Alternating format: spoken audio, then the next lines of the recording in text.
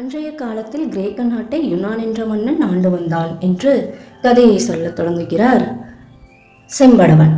பூதமும் கதையை கேட்கிறது. வாருங்கள் கதைக்குள் போலாம். அன்றைய காலத்தில் கிரேக்க நாட்டை யுனான் என்ற மன்னன் ஆண்டு வந்தான். அவனுடைய பேராற்றல் கண்டு பல நாட்டு மன்னர்கள் அவனுக்கு உதவி செய்ய காத்து கொண்டு இருந்தார்கள். அவனிடம் மிகப்பெரிய படை இருந்தது. அதனால் அனைத்து அரசர்களும் அவனுக்கு பயந்து கப்பம் கட்டி வந்தார்கள். அவன் சிறந்த ராஜதந்திரியும் கூட. செல்வத்தையும் அறிவையும் அவனுக்கு வாரி வழங்கிய இறைவன் ஏனோ தொழுநோய் என்ற பெரு வியாதி அவனுக்கு கொடுத்து விட்டான். அதனால் யுனான் அனுதினமும் அவஸ்தைப்பட்டு கொண்டிருந்தான். அவருடைய பெருவியாதியை தீர்க்க எண்ணற்ற மருத்துவர்கள் முயன்றும் கூட முடியாமல் போனது. அதுதான் பெரும் கொடுமை. யுனான் சாப்பிடாத மருந்துகளே இல்லை.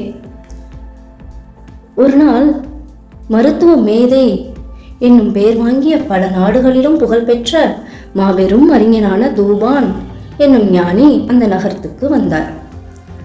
அவருக்கு மன்னருடைய கஷ்டம் தெரியவே மன்னருடைய நோயை தீர்ப்பதற்காக மன்னரையும் வந்து சந்தித்தார். தூபான் மன்னரை சந்தித்து அவருக்கு ஆறுதலும் கூறினார். உங்களுடைய பிரச்சனையை நான் தீர்க்கிறேன் என்று சொன்னார். அவருடைய பேச்சு மன்னனின் மனதுக்கு ஆறுதலாக இருந்தது. உன்னால் கண்டிப்பாக இந்த நோயை தீர்க்க முடியுமா என்று கேட்டார் அரசர். என்ன மாதிரி மருந்து கொடுப்பாய் நீ எனக்கு அப்படி என்றும் கேட்டார் அரசர். அதற்கு தூபான், அரசே, தாங்கள் எந்தவித மருந்தையும் உட்கொள்ள வேண்டியதில்லை. அதற்கு எந்த அவசியமும் இல்லை. நீங்கள் எந்த கசப்பான உணவுகளையும் உண்ண தேவையில்லை, கஷாயமும் குடிக்க தேவையில்லை. இதை தேய்த்து குளியுங்கள், அதை தேய்த்து குளியுங்கள் என்று நான் எதையும் கொடுக்க போவதும் இல்லை. அப்படி என்று சொல்லிவிட்டு தூபானும் அமர்ந்தார்.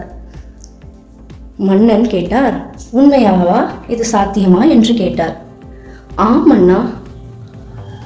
அரசர் மனம் மகிழ்ந்து தூபான் தனது அரண்மனையில் தங்குவதற்கு அனைத்து ஏற்பாடுகளையும் செய்தார்.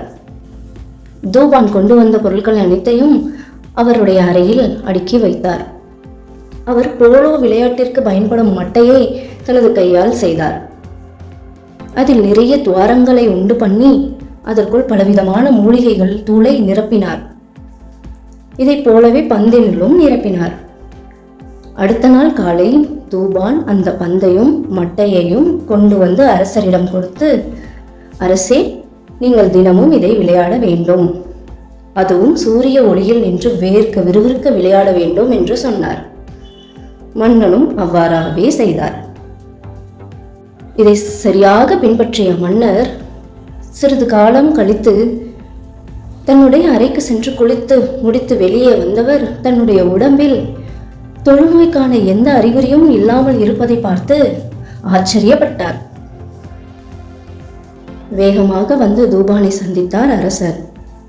நீ என்ன செய்தாய்? எனக்கு இவ்வளவு சீக்கிரம் சரியாகிவிட்டதே என்று சொன்னார். மன்னரின் தீர்க்க முடியாத நோயை தூபான் தீர்த்து வைத்ததால் அவருக்கு அந்த நாட்டில் அரண்மனையும் தங்குவதற்கான எல்லா வசதிகளும் செய்து கொடுத்தார் அரசர்.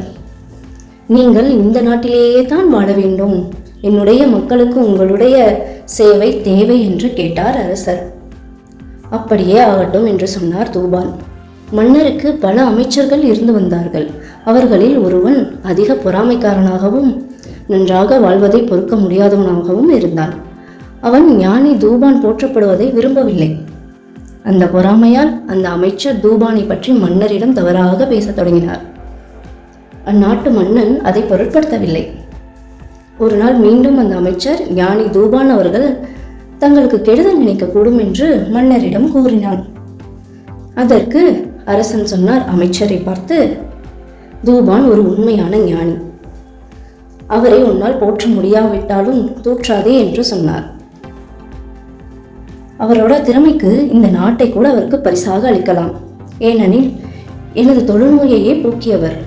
நீ சொன்ன வார்த்தைகளை நம்பி உன்னுடைய பேச்சை கேட்டு நான் அந்த ஞானியை துன்புறுத்தினால் சிந்திபாத் அவர் வளர்த்த வல்லூரை கொன்றதைப் போல மூடத்தனமாக மான செயலை செய்தவன் ஆவேன் நான் என்றார். இப்படி கூறிவிட்டு கதையை நிறுத்தினார் ஷராவத். இருள் மெல்ல விலகி பகல் பொழுது தொடங்க ஆரம்பித்தது. ஷராவத் மன்னனை பார்த்ததும் மன்னர் பார்வையிலேயே புரிந்து கொண்டார். சரி, நாளை இரவு இந்த கதையை தொடர்ந்து கேட்கிறேன் என்று சொன்னார். அன்றைய பொழுதும் சிறப்பாக முடிந்தது ஷராவத்துக்கு. பிறகு மீண்டும் இருள் தொடங்க ஆரம்பித்தது. கதையை சொல்ல தொடங்கினாள் ஷராவத். இதற்கான தொடர்ச்சியை நம்ம நாளைக்கு பார்க்கலாம். நன்றி.